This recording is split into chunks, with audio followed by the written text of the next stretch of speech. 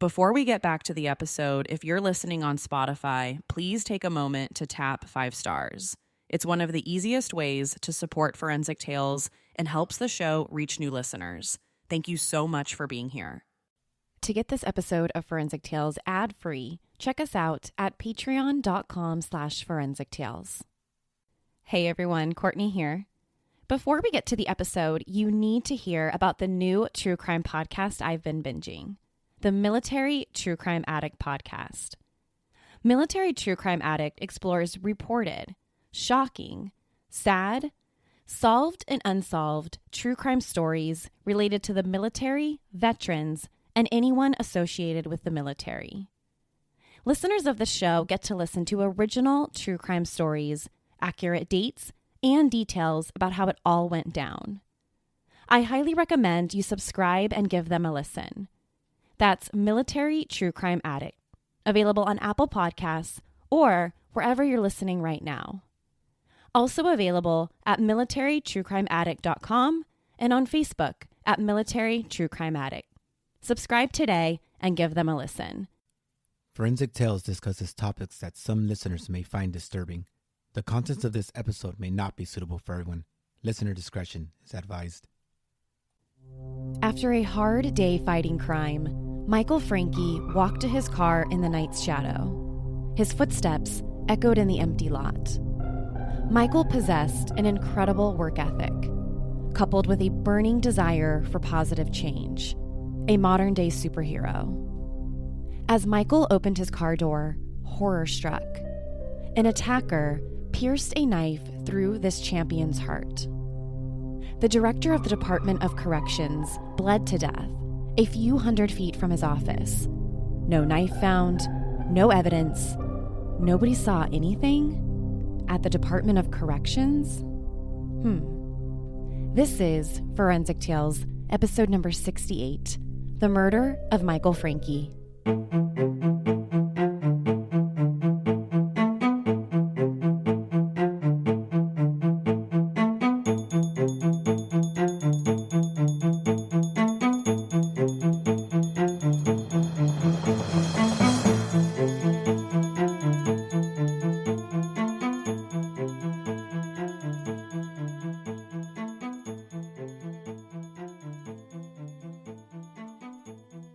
Welcome to Forensic Tales. I'm your host, Courtney Fretwell. Forensic Tales is a weekly true crime podcast covering real, spine-tingling stories with a forensic science twist. Some cases have been solved with forensic science, while others have turned cold. Every remarkable story sends us a chilling reminder that not all stories have happy endings.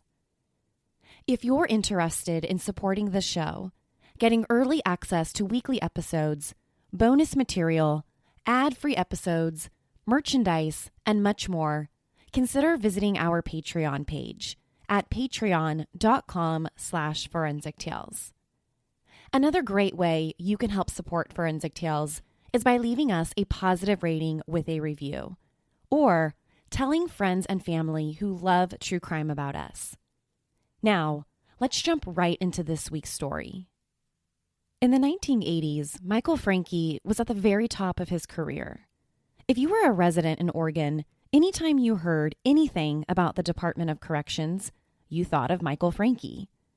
He was personally going to clean up the United States prison system. Before Michael became the director of Oregon's Department of Corrections, he led a remarkable life. Born in Kansas City, Missouri, Michael attended college at New Mexico Highlands University on a football scholarship.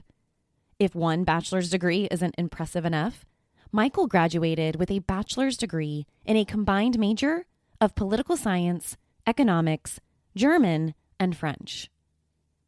After college graduation, he received a full ride scholarship to study law at the University of Virginia Law School. In 1971, Michael graduated from law school and was admitted to the Virginia bar.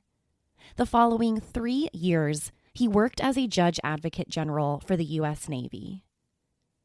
In 1975, Michael left the Navy to relocate back to New Mexico to work as an assistant attorney general and counsel to the state's corrections department.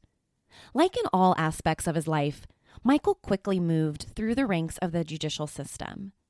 By 1980, at just 33 years old, Governor Bruce King appointed him a judge for the 1st District Court in Santa Fe.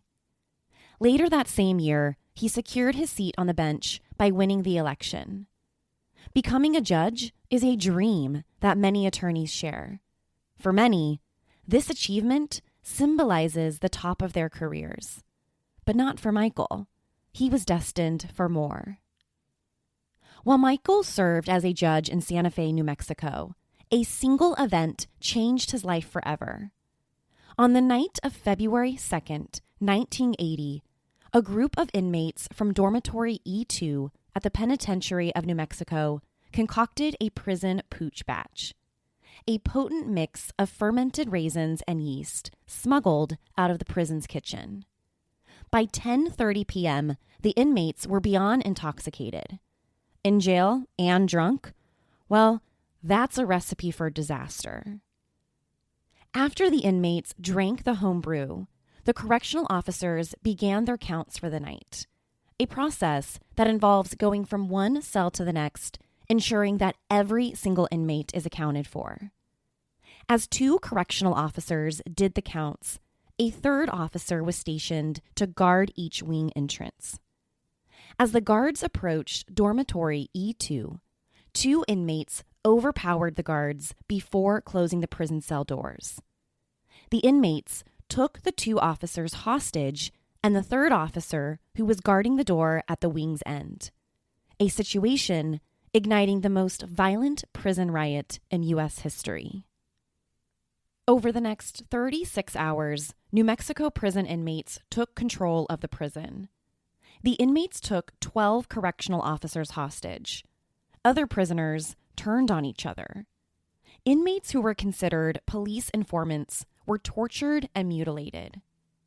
Once authorities regained control of the prison, 33 people died, 12 correctional officers were held hostage, and over 200 inmates were seriously injured.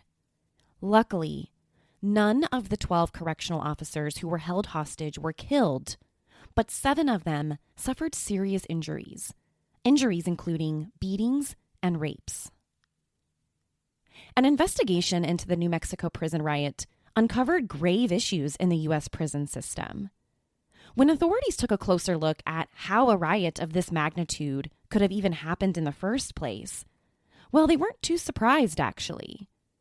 During the 1980s, the conditions of United States prisons were, for lack of a better term, horrendous. I would even say unlivable at some of these facilities. The biggest issue was prison overcrowding and inferior prison services. On the night of the riot in New Mexico, over 1,100 inmates lived there with only a little over 900 beds. Most inmates lived in unsanitary dormitories. They slept alongside mice and cockroaches. So prison officials also cut many educational and recreational programs, many of which were aimed at rehabilitation. Since the state cut these programs, the rehabilitation hours were now hours that they had to spend in their cells. Inmates were subject to much longer periods of lockdowns. Prison lockdowns are associated with several negative consequences, including feelings of deprivation and depression, feelings that oftentimes lead to disorder and violence within a prison setting. When the investigation into the New Mexico prison riot was all said and done, it was no surprise that the inmates were reacted in such a manner. They were suffering, they were angry, and they were fed up. This was their way of letting officials know that something needs to be done about prison conditions in the United States. The 1980 New Mexico prison riot really opened up Michael Franke's eyes. He was serving as a judge for the 1st District Court in Santa Fe. Immediately after authorities regained control, he took a tour of the prison. He witnessed firsthand how overcrowded it was and the horrific living conditions. He also recognized the problem about cutting educational and rehabilitation programs. Michael wasn't going to be just another onlooker. He needed to create change in the U.S. prison system. Big change. As a reminder of the prison riot, Michael kept the blood-soaked boots he wore to the prison that day. A reminder that significant prison reform was needed, not only in New Mexico, but across the entire country. After serving on the bench as a judge for a little over 3 years, Michael decided to hang up his robe. In 1983, he left the court to become the director of the New Mexico Department of Corrections. He understood that if he wanted to create a difference in our prison system, he needed to get into a position with the power to create that change. As soon as he took office, Michael became the leading figure in New Mexico's prison reform. His first attempt at prison reform put him at the top of a $95 million four-prison construction project for New Mexico. While serving as director, Michael made significant improvements with prison facilities.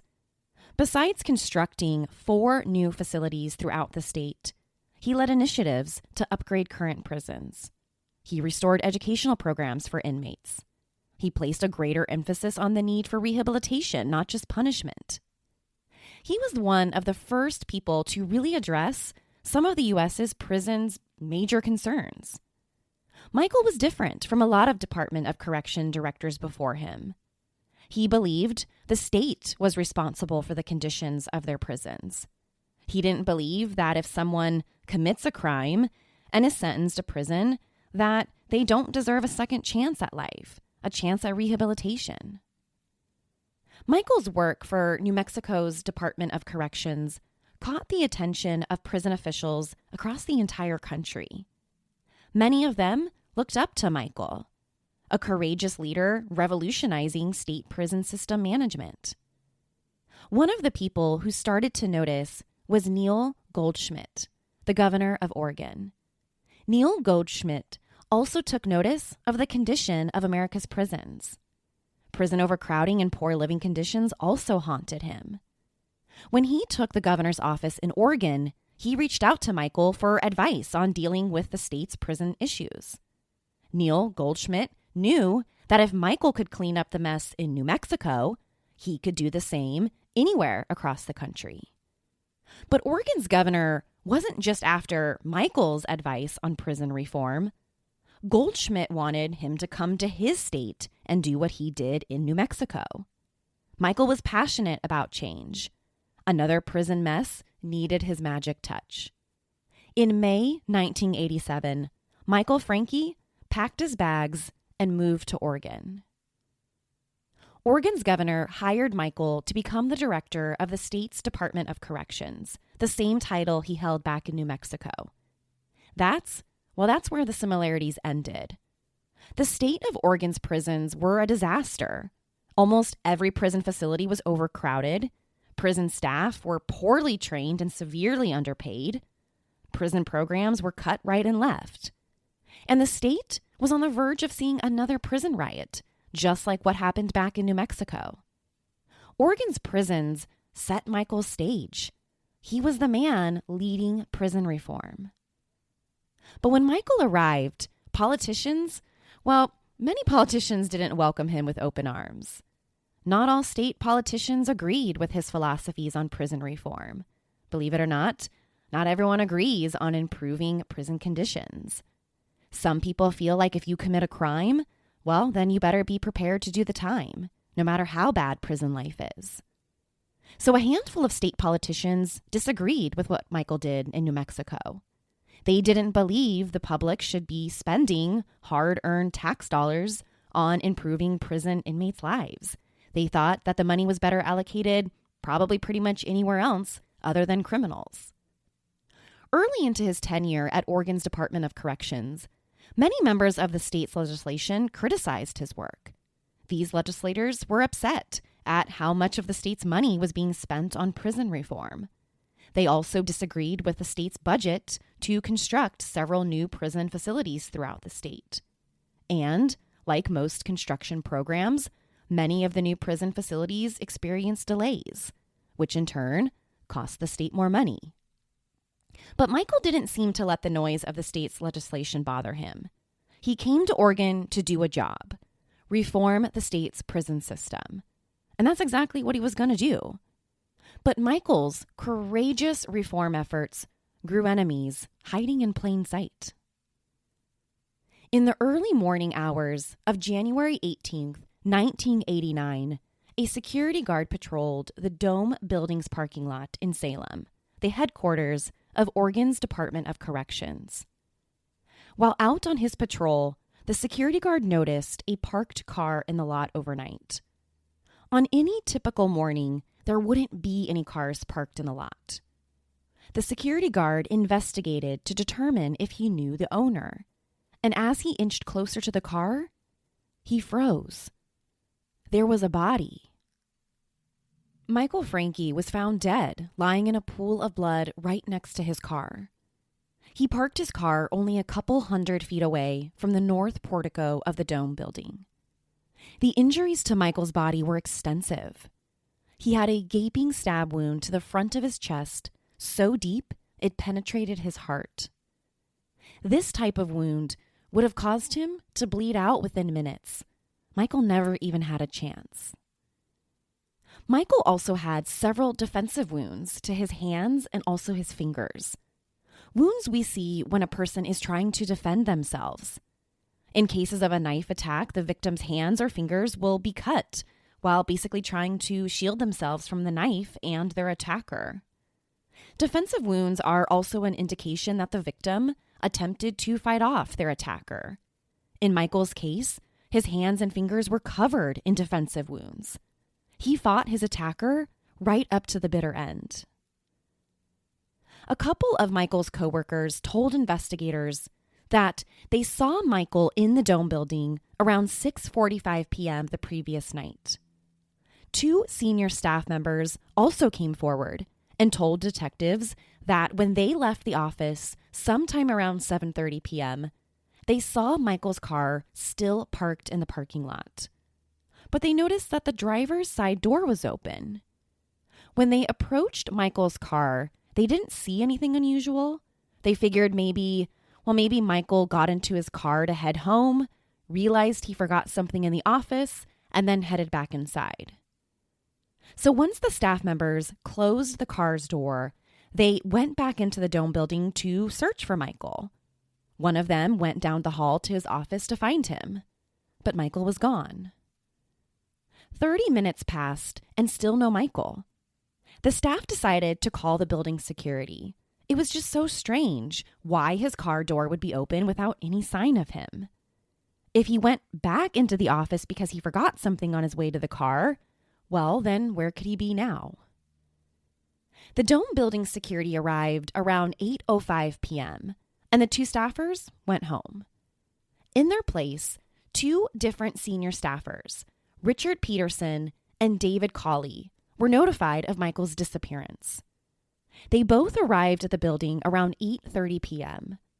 Peterson and Cawley did what they described as, quote, a meticulous search of the building for any sign of Michael Franke.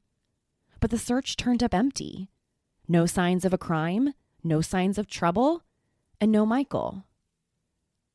Richard Peterson and David Cawley returned home a few hours later under the assumption that Michael's probably out to dinner.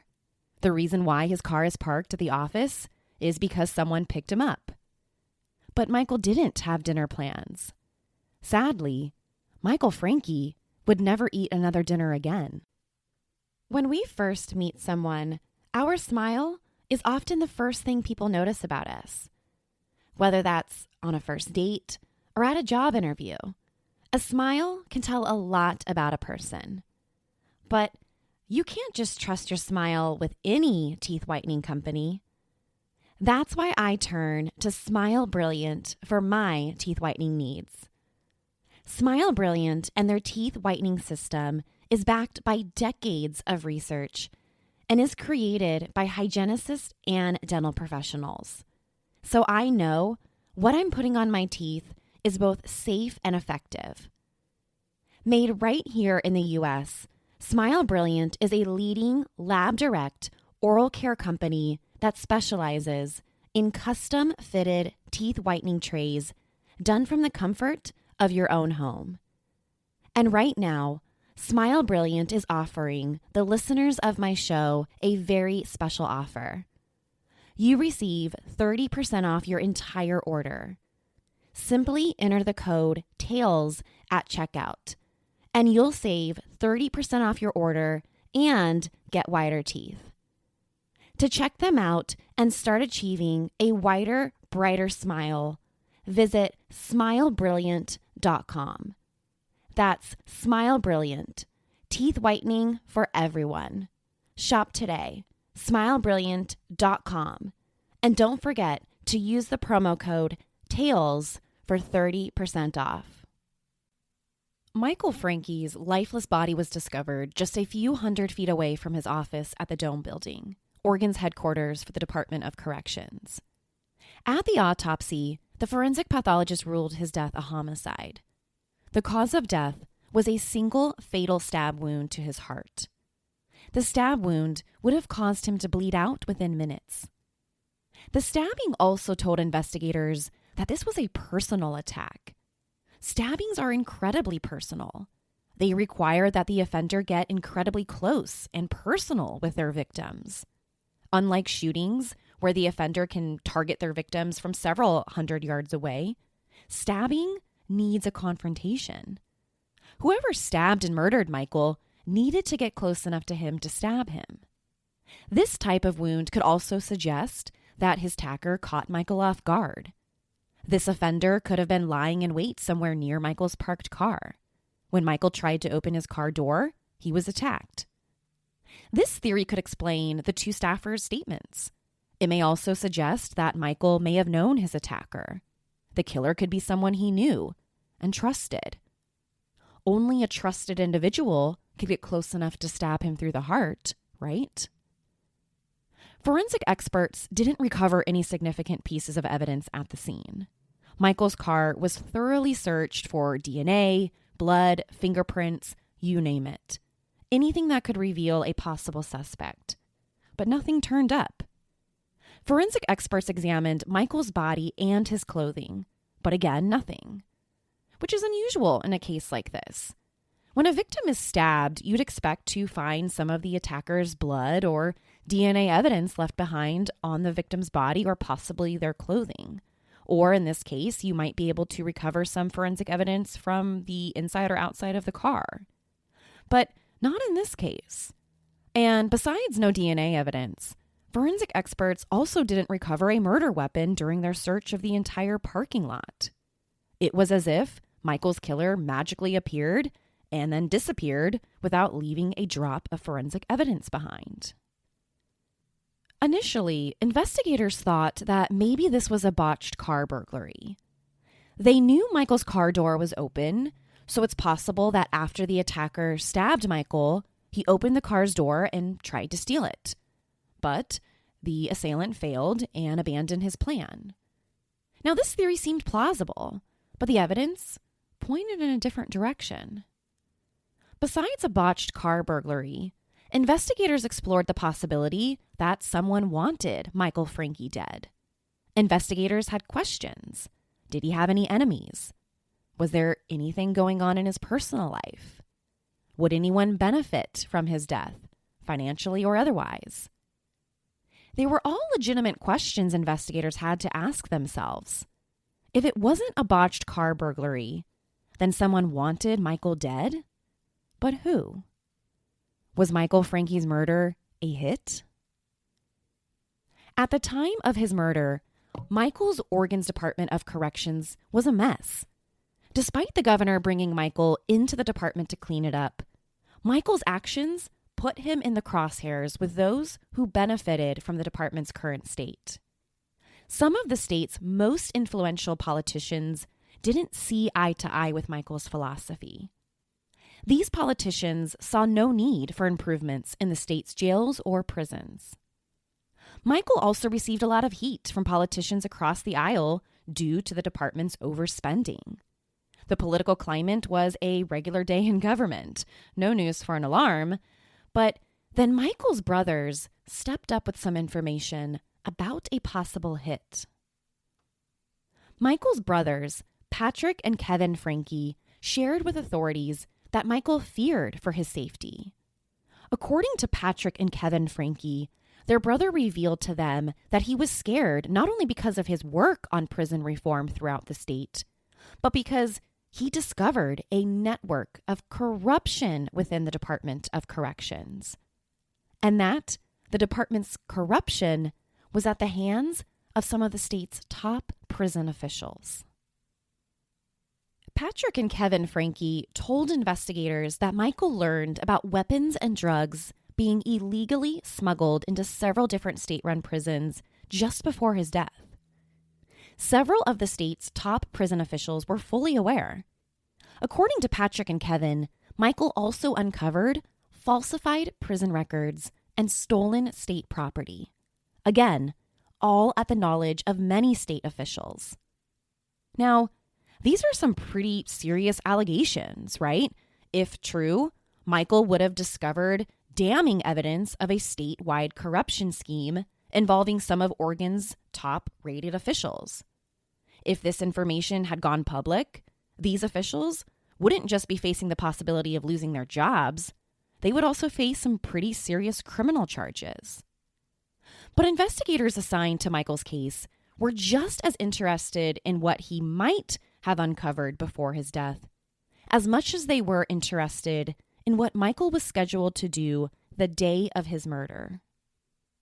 On the very day Michael was murdered, he was scheduled to present an argument in front of the state's legislature. But it wasn't just any argument. According to Michael's brothers, he was expected to speak to the state's legislation about some of these corruption allegations that he's uncovered. That same day he was murdered, he was going to get up there in front of the state's highest politicians and present some pretty damning evidence of a statewide corruption ring. But, of course, what we know now, Michael would never make it to the state's legislation. But he was killed just hours before the meeting started. When investigators uncovered evidence that Michael may have known about corruption within Oregon's Department of Corrections, several names emerged as possible suspects. Two names that appeared early on were Timothy Natividad and Hody Cup. The local police knew Timothy Natividad for being a violent drug dealer in the Salem, Oregon area, and Hoyt Cup was the former warden of the Oregon State Penitentiary. 2 weeks after Michael Franke was murdered, Timothy was killed. These two men's names came up in Michael's case after a convicted felon came forward and claimed he witnessed Hoyt Cup and another high-ranking prison official pay Timothy Natividad $20,000. Later, Timothy told this convicted felon the money was given to him as payment for Michael Franke's murder. He was essentially establishing the first big theory that corrupt prison officials paid someone to murder Michael. Killing Michael would stop him from testifying in front of the state's legislature. Shortly after investigators had this story about Timothy Natividad, Hoyt Cup, and this unnamed prison official, investigators didn't find any evidence to support any of this. They looked into Timothy and didn't find any evidence to suggest he was ever in contact with Hoyt Cup or anyone else who worked for the Department of Corrections. They also didn't find anything about this alleged transaction. So without any corroborating evidence here, Timothy Natividad and Hoyt Cup were ultimately cleared in Michael's murder. So after Timothy Natividad and Hoyt Cup, another name surfaced, Scott McAllister, Oregon's former Assistant Attorney General. Scott McAllister served as an attorney for the Department of Corrections where he met Michael Franke. Initially, Scott McAllister and Michael Franke were friends. They even took a trip together to attend a conference. But something in their friendship changed by the end of 1988. After 19 months working together at Oregon's Department of Corrections, they got into some sort of argument. And when all was said and done, Michael Franke requested a new attorney for the department. He didn't want Scott McAllister anymore. Scott would be reassigned to another state department. But in December 1988, before Scott McAllister was reassigned officially, he quit. He took a job for the Utah Department of Corrections. He took the job less than 1 month before Michael's murder. It's unclear what happened between Scott McAllister and Michael Franke, or what caused Michael to reassign him to a different department. But in the months and years following Michael's death, Scott McAllister passed a polygraph about his involvement in the murder. Like Timothy Natividad and Hoyt Cup, there wasn't any solid evidence linking him to Michael's murder. Investigators continued to try to get their hands on whatever evidence they could find. But as the weeks turned into months, no credible suspects emerged. After a year of investigating, the case was on the brink of turning cold until a new name surfaced. In April 1990, 15 months after Michael's murder, a new suspect emerged. This time, investigators felt pretty good about him. His name was Frank Gable. Frank Gable was known to Salem police for being a local drug dealer, small time. He had a lengthy criminal record for selling meth and stayed in county jail. Gable came under the police's radar after his former prison cellmate came forward to investigators with a story. Gable's former cellmate told investigators that Gable confessed to him about Michael's murder. The cellmate even confirmed the police's first theory that the murder was resulted from a botched car burglary. He claimed Gable told him how he didn't want to kill Michael that night. He said he didn't even know who Michael Franke was. He was just trying to steal his car when Michael caught him. He told his cellmate that he had no choice but to stab him to death and then run away. So based on the cellmate's intel here, Frank Gable was arrested and charged with first-degree murder for killing Michael Franke. Did you know that big tech companies make a lot of money from your data? Well, they do. And the worst part is, you aren't getting your fair share of their profits. Introducing Tiki. Tiki believes it's your data and you should be paid for it. Tiki is an app that allows you to see what data companies are collecting from you. And the best part is, Tiki helps you monetize your data. With Tiki, you get paid your fair share for granting buyers access to your data. It's that simple. To start getting your fair share of your data, check them out at mytiki.com/forensic tales. That's Tiki, Tiki, mytiki.com/forensic tales. It's your data. Get paid for it.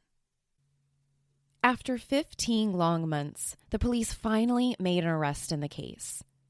They stuck with their initial hunch that Michael's murder was a result of a botched car burglary. In April 1990, authorities arrested and charged Frank Gable. Even without any trace of forensic evidence linking him to the murder, the police believed they had one creative piece of evidence, and it wasn't the former cellmate's testimony. Police had a theory about the murder weapon.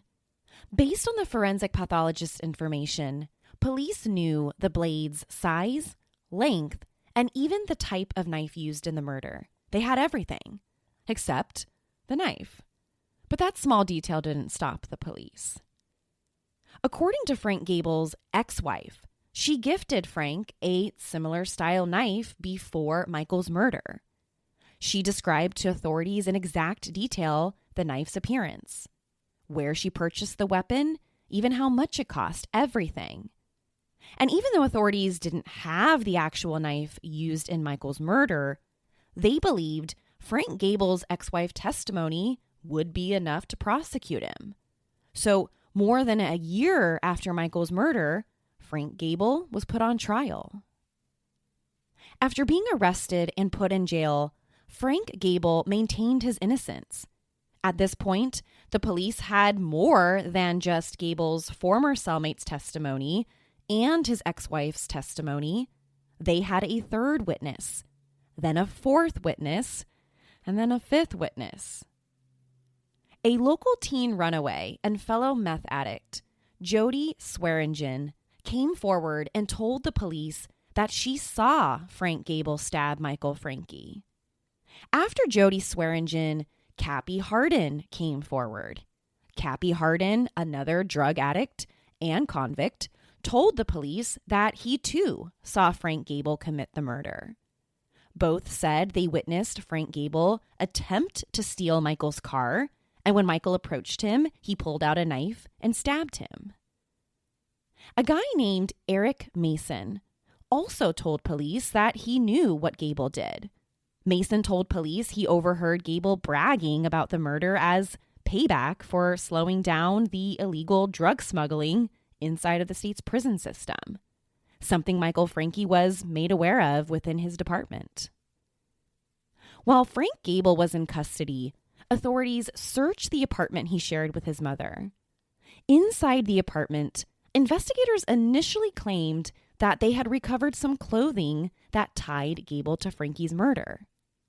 But when the media grilled authorities about what exactly the clothing meant to the case, the police then dismissed this evidence. Even without physical or forensic evidence linking Frank Gable to Michael's murder, prosecutors put him on trial based on eyewitness testimony from fellow drug addicts and cellmates. At his trial, the same eyewitnesses testified in front of a jury. One by one, they told the jury that they saw Frank Gable stab Michael that night in a botched car burglary. Others testified they heard him confess to the murder.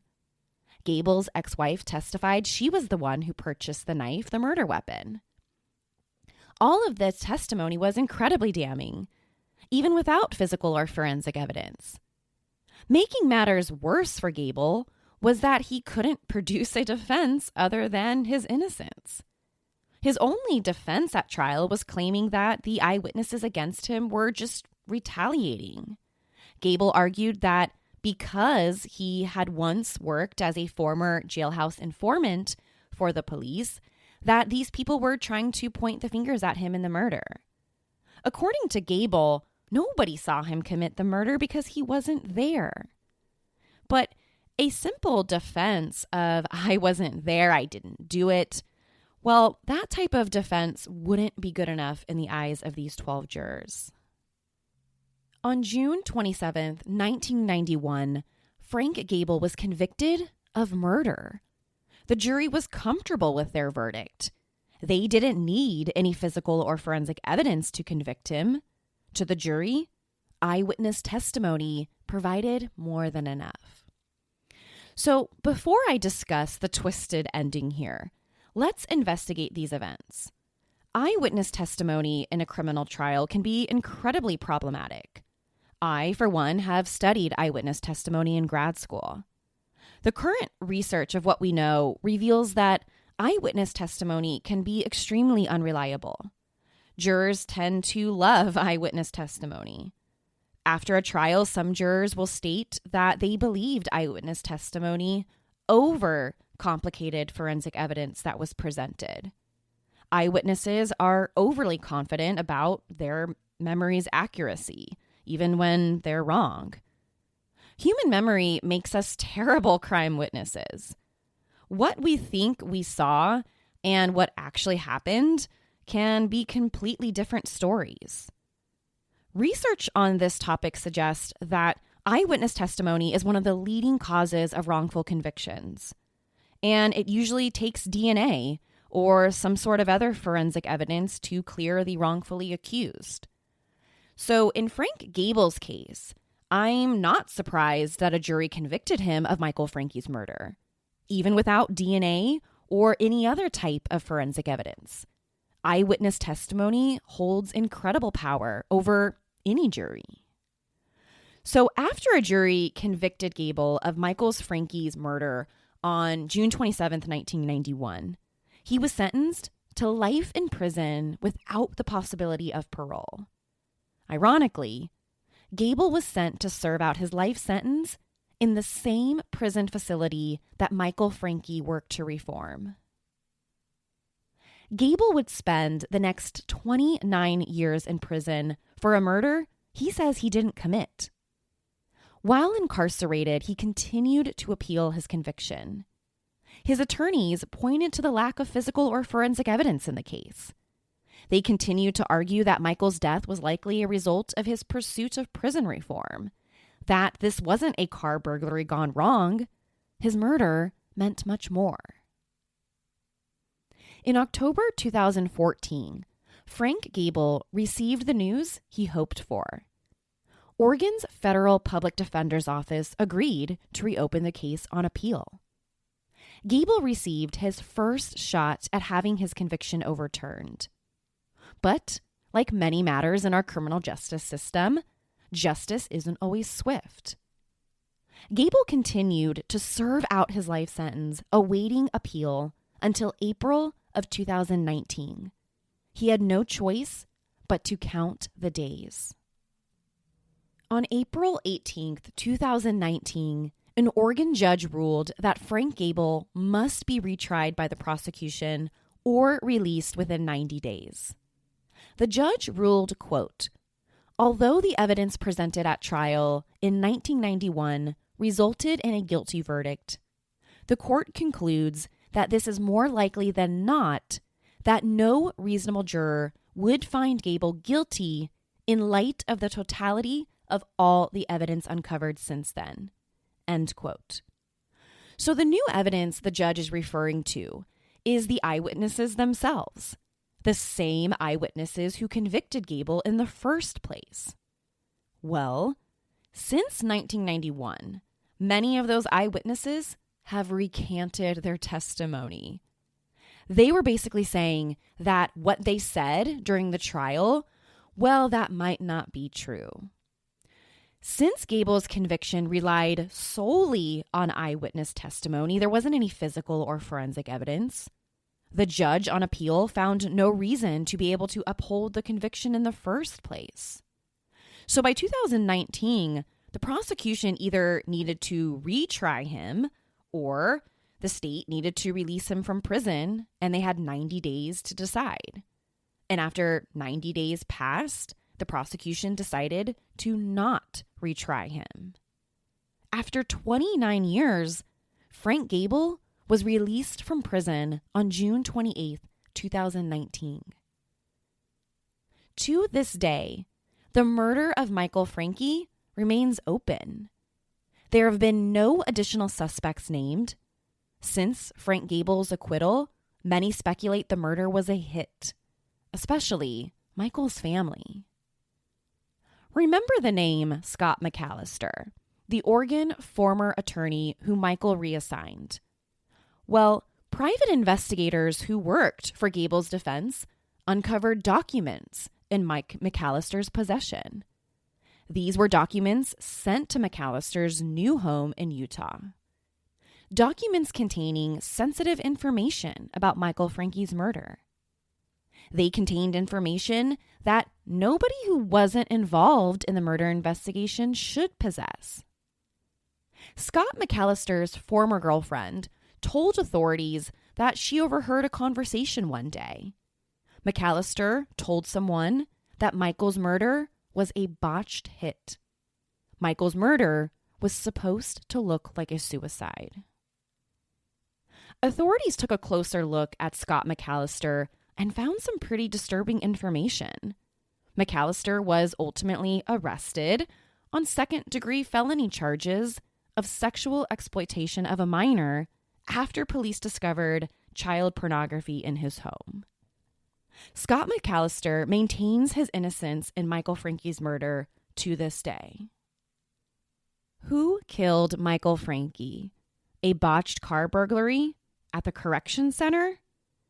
The question haunting investigators and forensic scientists to this day is who would benefit from his death. Corrupt politicians and prison insiders didn't need Michael's heroics ruining their cushy lives.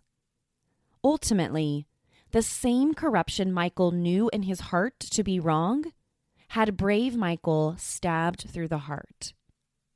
But without any physical or forensic evidence, we may never know exactly what happened to Michael, the champion of prison reform Francke, on the night of January 17th, 1989. To share your thoughts on the murder of Michael Franke, be sure to follow the show on Instagram and Facebook at Forensic Tales. Let me know who you think the murderer is. Also, to check out photos from the case, be sure to head to our website, forensictales.com. And don't forget to subscribe to Forensic Tales so you don't miss an episode. We release a new episode every Monday. If you love the show, consider leaving us a positive review or tell friends and family about us. You can also help support the show through Patreon. Thank you so much for joining me this week. Please join me next Monday. We'll have a brand new case and a brand new story to talk about. Until then, remember, not all stories have happy endings. Forensic Tales is a Rockefeller audio production. The show is written and produced by me, Courtney Fretwell. For a small monthly contribution, you can gain access to bonus content and be one of the first to listen to new episodes. Or, if you simply want to support the show, head over to our Patreon page, patreon.com/forensictales. You can also help support the show by leaving us a positive review and telling friends and family about us. Forensic Tales is a podcast made possible by our Patreon producers, Tony A., Nicole L., William R., David B., Sammy, Paula G., and Selena C. If you'd like to become a producer of the show, head to our Patreon page or email me at courtney@forensictales.com. For a complete list of sources used in this episode, please visit forensictales.com. Please join me next week. We release a new episode every Monday. Until then, remember, not all stories have happy endings.